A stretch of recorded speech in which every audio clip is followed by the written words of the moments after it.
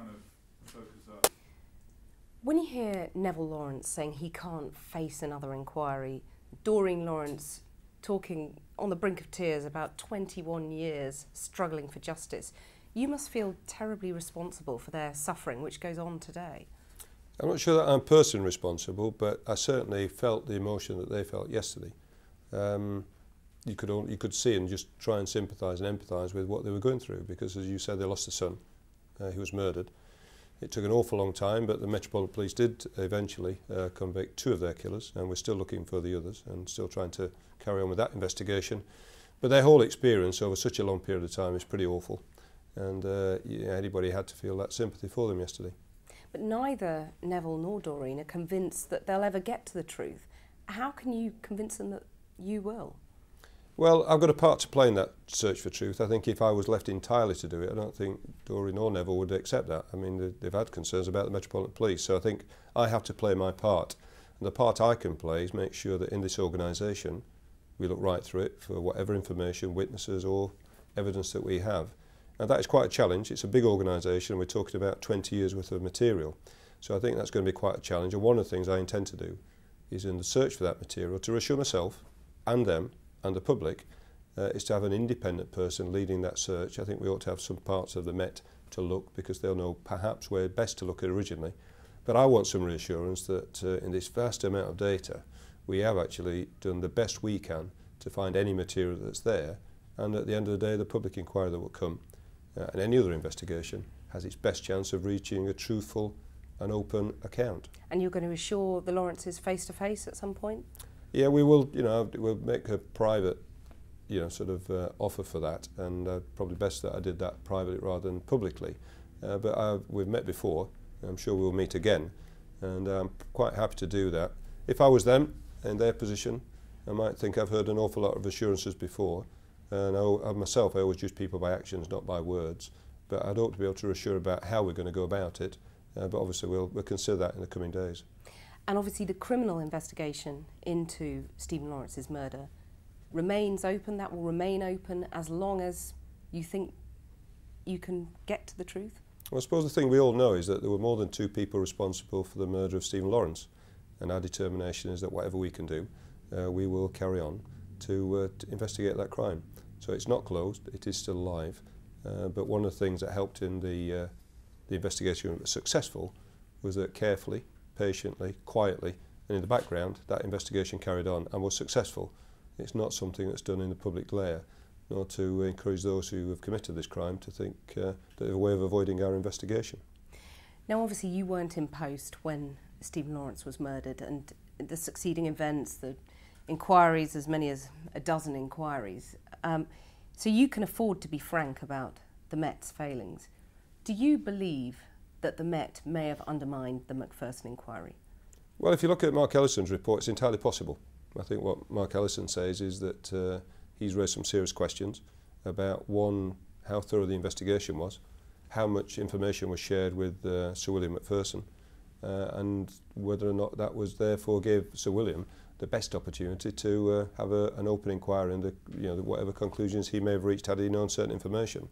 So for me, it seems to me that's a very serious challenge that now has now got to be looked at. So and that's a real concern. And crucially, why Richard Walton, who was drafting the police response to McPherson, why he was meeting an undercover officer who was spying on the Lawrence family circle. Well, I'm not going to say too much about that, if you don't mind, because obviously we've had a report from Mark Ellison. But I think the man involved, Richard Walton, should have the opportunity to defend himself in the right way. And of course, the Ellison report was not based on that sort of inquiry where there was sort of trying to find blame. But that will come. We've referred this issue to the IPCC. I think he deserves, as others do, to have that a fair opportunity to defend himself. But the fact that he's been moved from his current job as head of counter-terrorism command does suggest that you believe that he may have undermined the McPherson inquiry. I think all we're trying to indicate is 2 things. This is a serious allegation, but not yet proved. And secondly, that Richard's been in a very sensitive role, and it seemed to us that to allow him to be able to defend himself, to an inquiry to continue, then probably it wasn't the wisest thing for him to continue in that role for as long as this inquiry lasts. But it's not a judgment of whether what he's accused of is true or not. Is N81, the undercover officer who was spying on the Lawrence family circle, is he still employed by the Met? On the whole, we don't tend to confirm or deny anything about our undercover officers because sometimes little bits of information can be put together to establish who these people are. But something I think in due course that will be entirely possible to discuss. Just to press you on that though, I'm not asking you to reveal his identity in any way, but am I to understand from what you've just said that N81 is no longer with the Met? No, I'll just stick with my original comment, and it's not intended to be obstructive. It's just one of the things that we tend to stick to is that we don't tend to confirm or deny anything about undercover officers, because although you may think, well, that's really silly, surely that doesn't help anybody identify someone, the reality is sometimes people are able to put pieces of information together, so we tend not to comment on that. But I'm sure at the right time, particularly for the public inquiry's benefit and anybody other investigation, we'll probably be able to confirm to the public all those issues.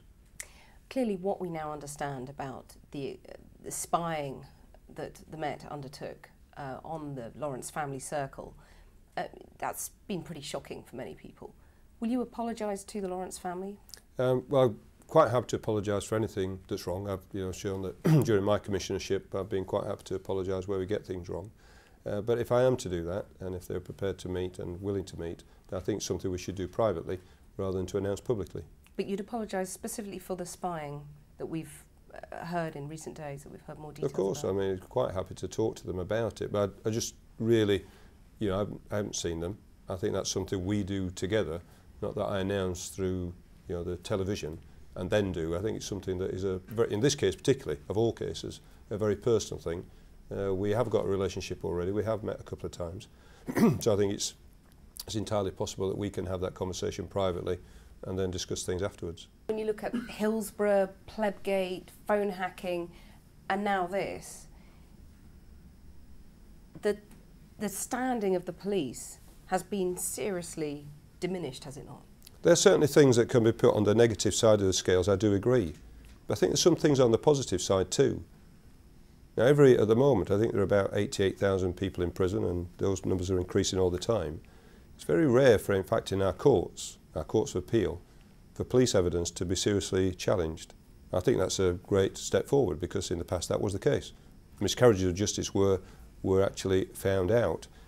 But we have got some great things in place which have improved the way that the police gather evidence. For example, we tape record all our interviews with witnesses. Our cells are CCTV covered. We have nurses in all our custody suites going back to deaths in custody. So major improvements have taken place. We have high standards, and when we fall below them, I'm shocked, and I'm glad the public are, because I'd hate them to get to this position where they hear about a bad event and think, well, that's just what the police do. I would hate to get to that position. But I don't think we should overreact to some significant, serious things and therefore say that there should be no trust in the police. Sir Bernard Hogan-Howe, thank you very much. Thank you.